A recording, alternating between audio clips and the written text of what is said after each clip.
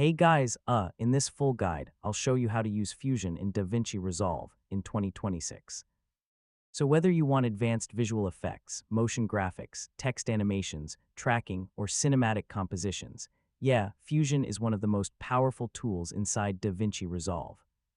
First, open DaVinci Resolve and load the project you want to work on. Next, select the clip you want to edit with Fusion from the timeline inside the Edit page.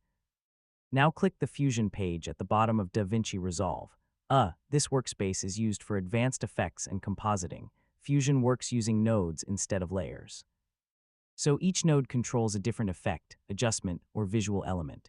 To add an effect, select a node and open the effects library to choose tools like blur, glow, color correction, or transforms.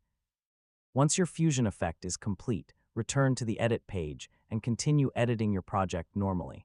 And that's basically how to use Fusion in DaVinci Resolve in 2026.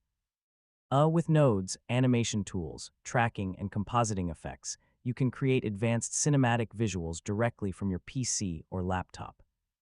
Thanks for watching, and I'll see you in the next tutorial.